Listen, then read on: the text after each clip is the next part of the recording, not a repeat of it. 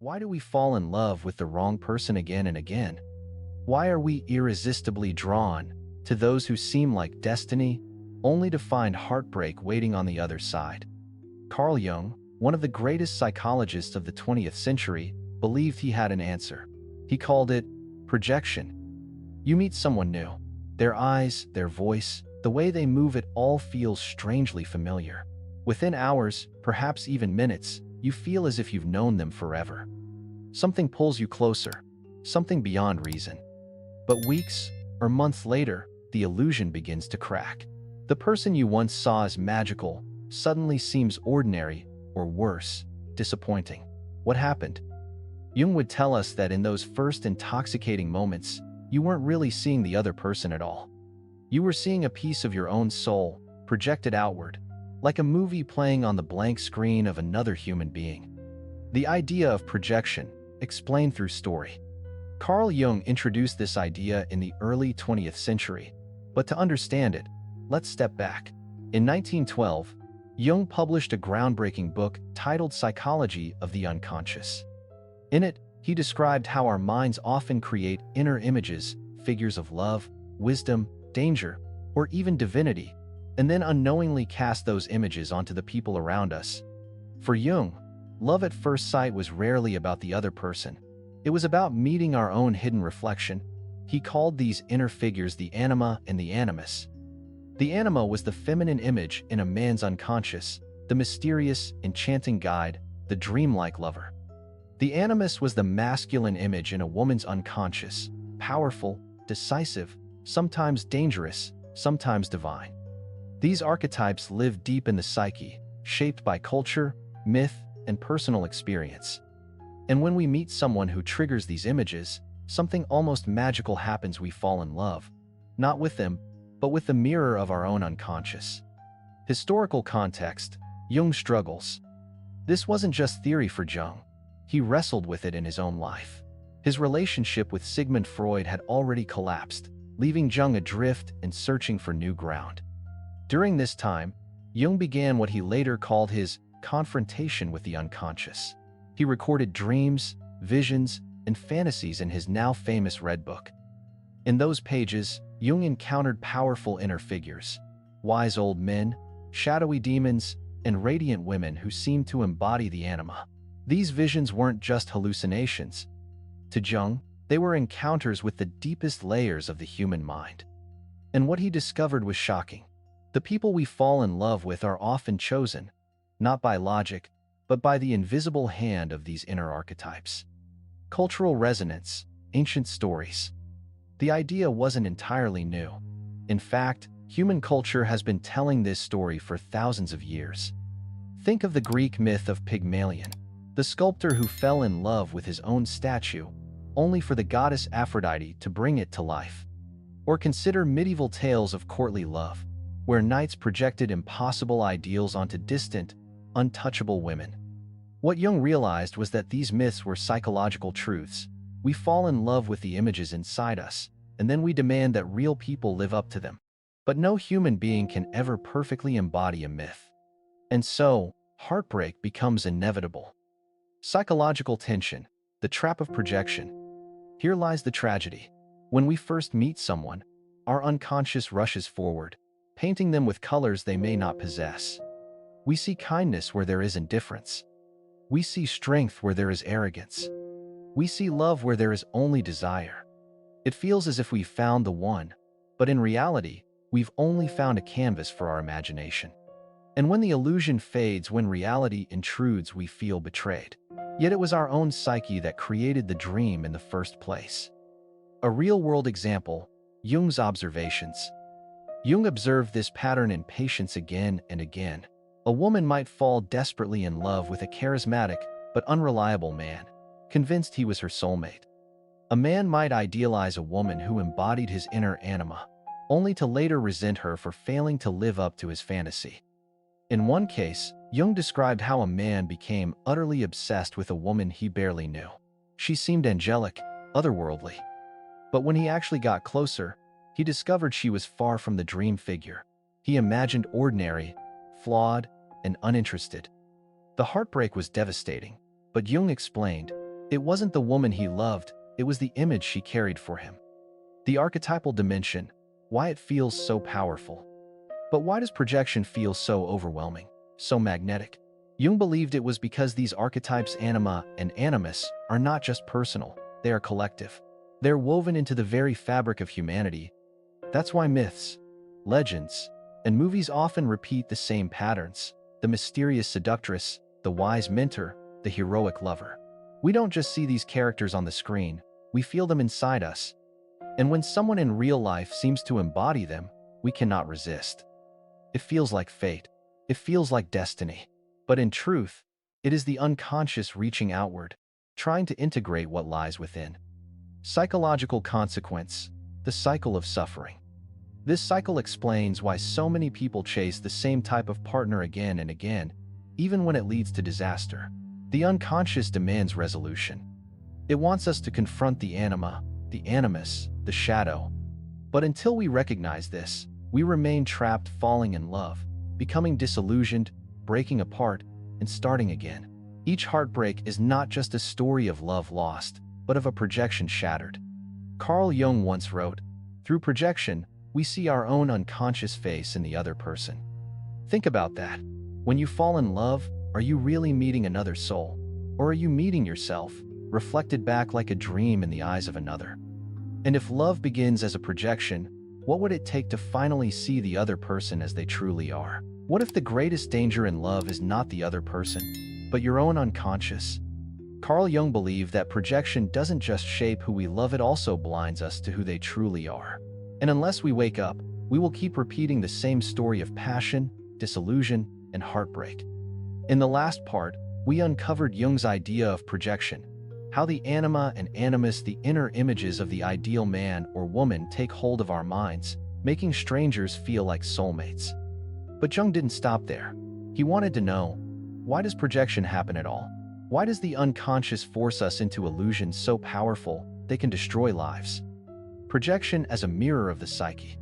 For Jung, projection was not an accident. It was a psychological necessity.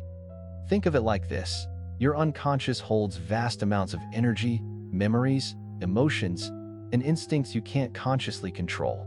If those forces stay buried, they become dangerous. So the psyche finds a way to express them by projecting them outward onto people around you. This means that when you fall in love with someone impossible, when you idolize them, or even when you hate them intensely, it's not really about them. It's about something inside you, trying to come into the light. Historical anecdote: Jung's lecture.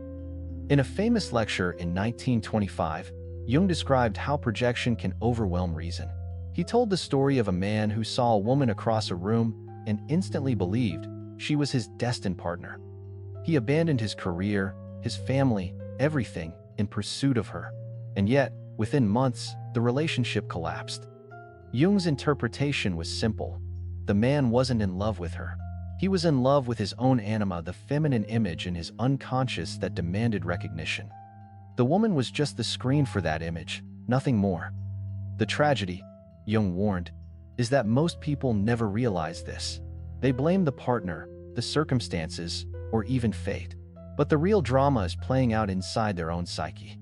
Cultural reflections, love as illusion. This idea finds echoes across cultures. In ancient Indian philosophy, the word Maya describes the world of illusion, where human beings mistake shadows for reality.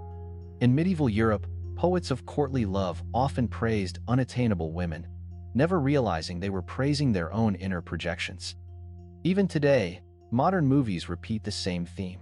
The romantic hero sees a woman across the room, suddenly everything changes. Music swells, time stops, and the audience feels the magic. But what is this really? A ritualized version of projection, a fantasy dressed as love. The dark side of projection. At first, projection feels intoxicating. It gives us passion, energy, even courage. But as Jung warned, every projection has a dark side. Because when the illusion breaks, when the partner fails to live up to the inner image, we feel betrayed. We accuse them of changing, of hiding their true self, when in fact it was we who never saw them clearly. This is why relationships often swing between extremes. First, Idealization, you're perfect. You're everything I dreamed of. And then, disillusion, you're nothing like I thought you were. Jung called this the withdrawal of projection, and it is one of the most painful psychological experiences we can endure.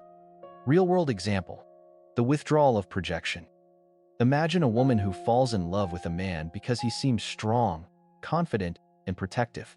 She projects her inner animus onto him, seeing him as a hero.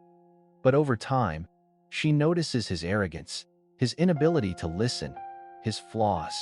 The hero collapses. Suddenly, the same qualities that once charmed her now repel her. She feels betrayed, angry, heartbroken. But in truth, the man has not changed. What has changed is her projection. The inner image has withdrawn, leaving only the real human being behind. Why the psyche does this? But here's the paradox. Jung believed this painful cycle serves a purpose. The psyche uses projection as a way to force us into self-discovery. When we idolize someone, we are really meeting the unlived parts of ourselves. The man who falls for a mysterious, artistic woman may be ignoring his own need for creativity. The woman who adores a bold, decisive man may be neglecting her own capacity for strength. The unconscious projects these qualities outward onto another person because we are not yet ready to claim them as our own. So every projection carries a secret message. This is you. This is what you must integrate. Historical insight. Jung's Red Book. In his Red Book, Jung described vivid encounters with his inner figures. One passage reveals how a radiant female figure appeared to him, guiding him through visions. Jung recognized her as his anima, a representation of his soul's feminine side. By dialoguing with her in his visions, Jung discovered that the purpose of the anima was not to seduce him or lead him astray, but to guide him toward wholeness. This was the key. Projection is not meant to trap us forever. It is meant to awaken us, to show us what is missing inside. The larger myth: love and transformation. Seen this way, love is not just about two people. It is a drama of the psyche, an inner journey disguised as romance. This is why so many myths of love are also myths of transformation.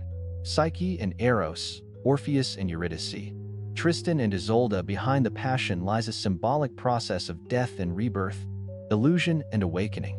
For Jung, projection was the beginning of this process, not the end.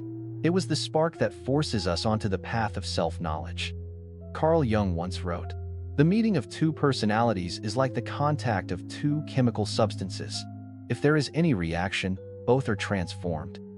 But transformation is never painless. Projection begins as magic, then shatters into disillusion. Yet hidden inside that collapse lies the possibility of something greater, the chance to see not only the other person, but ourselves as we truly are. So the question is, when the illusion of love finally breaks, will we run away, or will we face what the projection was trying to teach us? What if every heartbreak you've ever suffered was actually a message from your unconscious? Carl Jung believed that projection was not a curse, but a hidden invitation, an opportunity to grow, to integrate, and to finally become whole. But to accept this invitation, we must confront the most difficult truth of all: that the people we love are not responsible for our inner emptiness. From illusion to awareness. For Jung, the breaking of projection was not the end of love, it was the beginning of real love. He warned that most people never get this far. They run from the pain of disillusion, searching instead for the next intoxicating fantasy. They fall into a cycle: obsession, disappointment, escape. But those who endure the collapse of projection and reflect on it discover something extraordinary. The qualities they adored in the other person were actually calling to them from within. The mysterious woman who seemed so artistic, she reveals a man's own hidden creativity.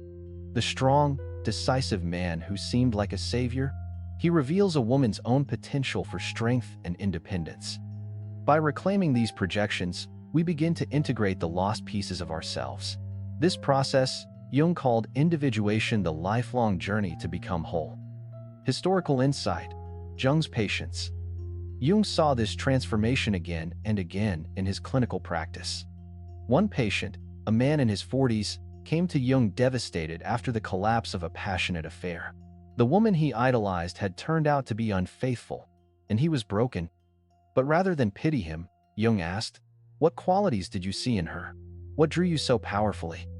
The man answered, "She was free, she was creative, she lived without fear." Jung smiled. "And where are those qualities in you? Perhaps she was only showing you what you have not yet dared to live." That moment changed the man's life. Instead of clinging to his shattered fantasy, he began painting, writing, and exploring his own creativity. The woman had not betrayed him, she had revealed him to himself. Cultural resonance. Alchemy, as metaphor. To explain this process, Jung often turned to the symbolism of alchemy. The medieval alchemists sought to turn base metals into gold. Jung believed this was a metaphor for psychological transformation. Projection, he said, is like pouring molten fire onto another person, turning them into gold in our eyes. But when the projection fails, the gold dissolves, leaving behind raw material. And it is in this rawness, in the ashes of illusion, that real transformation begins. Just as the alchemists believed the philosopher's stone could be created only through fire, Jung believed true love could only emerge through the burning away of projection. The role of the shadow. But projection isn't only about idealization.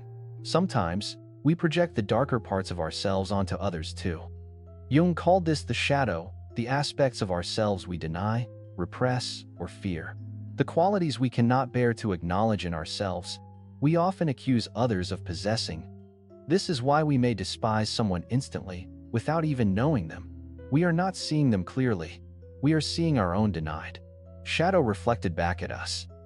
In love, the shadow can be even more destructive. A person might project their anger, jealousy, or insecurity onto their partner, blaming them for emotions that really belong to themselves. For Jung, learning to withdraw not only the animus projection, but also the shadow projection, was the key to psychological maturity. Historical anecdote. Jung's own struggles. Jung himself struggled with this process. In his journals, he admitted that he often projected both light and darkness onto the people around him. He wrestled with his own shadow, his ambition, his doubts, his fears. But rather than deny these qualities, he sought to confront them directly. He entered into dialogues with the figures of his unconscious, writing down conversations with the anima, with wise old men, even with demonic forces. Through this strange inner work, Jung discovered what most people never realize. The people who trigger us the most, whether with love or with hate, are often carrying pieces of our own psyche. The deeper purpose of relationships. This leads to a radical idea. Perhaps relationships are not only about companionship, romance, or survival. Perhaps they are also mirrors, forcing us to see ourselves. When someone inspires us, we see our unlived potential. When someone frustrates us, we see our denied shadow. Every encounter becomes a lesson. Every heartbreak becomes a teacher. Jung wrote, "Everything that irritates us about others can lead us to an understanding of ourselves." This is not an easy path. It requires courage to admit, the problem may not always be out there. It may also be in here. Mythological reflection, Psyche and Eros. The ancient myth of Psyche and Eros captures this truth beautifully. Psyche falls in love with a mysterious lover who visits her only in darkness. She projects onto him an image of perfection. But when she dares to bring light to his face, she sees reality and the illusion shatters. Her journey after that is not about winning back her lover, but about undergoing trials that lead to her own growth and transformation. For Jung, this was more than myth, it was a psychological blueprint. Love begins in projection, but it matures only when we dare to see reality, and in doing so, transform ourselves. So, why are we drawn to people who are not right for us? Jung's answer is profound, because they carry the keys to our own hidden self. The disappointment, the heartbreak, the frustration, they are not failures. They are invitations.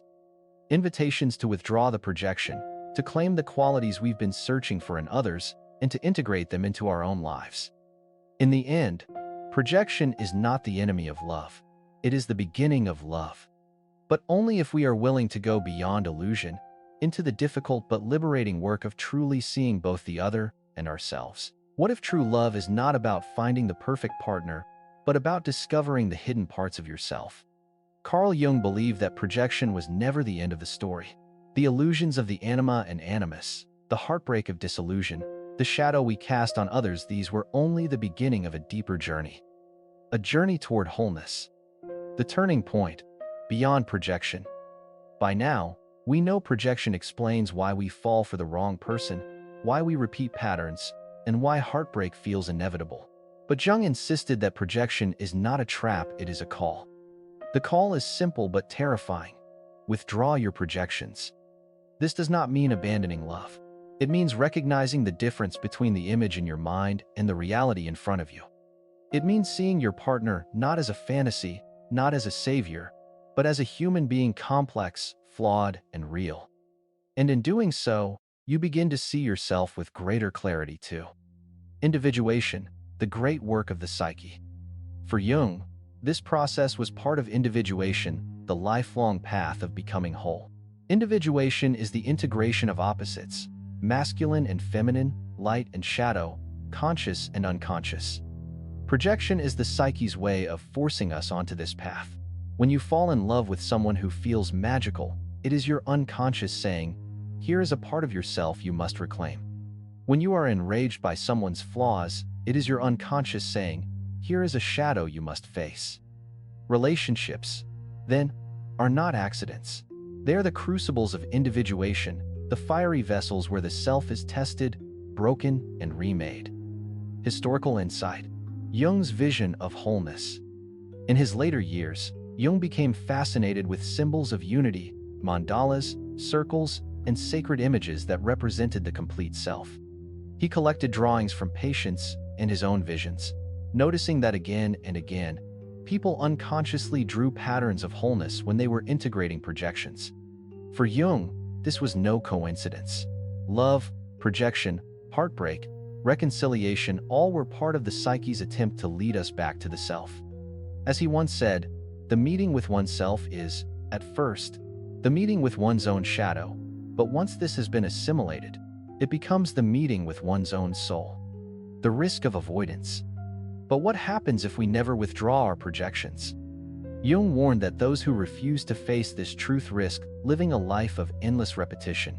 They will chase lover after lover, always intoxicated at first, always disillusioned in the end. They will blame others for their suffering, never realizing that the drama was within them all along. Worse, unclaimed projections can turn into bitterness, resentment, or even hatred. The energy of the anima, animus, or shadow doesn't vanish, it distorts. What could have led to growth instead becomes a prison. Cultural reflection. The universal pattern. This is why stories across cultures end with transformation, not illusion. In the fairy tale Beauty and the Beast, love begins with fear and projection, but only when Beauty sees the Beast for who he truly is does real love emerge. In Dante's Divine Comedy, Beatrice is at first a projection, an idealized woman. But as Dante matures, she becomes a guide leading him towards spiritual truth. These are not just romances. They are maps of individuation, the movement from projection to reality, from illusion to transformation. The possibility of real love. So, what does real love look like once projection is withdrawn? Jung believed it was not the intoxicating ecstasy of fantasy, but something deeper, quieter, and far more enduring, a recognition of the other as they truly are. Real love does not demand perfection. It does not collapse when illusions shatter. It sees the flaws, the shadows, the limits, and chooses to stay. As Jung put it, where love rules, there is no will to power, and where power predominates, their love is lacking. True love is not domination, not fantasy, not projection. It is two souls walking side by side, mirrors to each other, helping each other grow. A personal reflection, the inner marriage. But Jung went further. He believed that the ultimate goal was not simply to find the right partner, but to integrate the inner masculine and feminine within ourselves. This is what alchemists called the conjunctio, the sacred union. When a man integrates his anima, he becomes more whole, more balanced, more creative. When a woman integrates her animus, she gains strength, independence, and clarity. The true marriage is not only between two people, but within the psyche itself. And from this inner marriage flows a capacity for love that is no longer based on projection, but on genuine recognition, the final gift of projection. So, why are we drawn to those who are not right for us? Because the psyche is wiser than we know. Every heartbreak, every disillusionment, every projection shattered is the psyche's way of guiding us toward wholeness. The people we meet are not accidents. They are mirrors. Some reflect our light, others our shadow, but all of them carry pieces of the puzzle of who we are meant to become. And perhaps this is the greatest secret Jung left us. Love is not only about another person. Love is the path by which we discover ourselves, powerful and memorable. The next time you feel the irresistible pull towards someone, whether they bring you joy or heartbreak, remember Jung's words. The meeting of two personalities is like the contact of two chemical substances. If there is any reaction, both are tran. The question is not whether love will transform you. The question is, will you let it?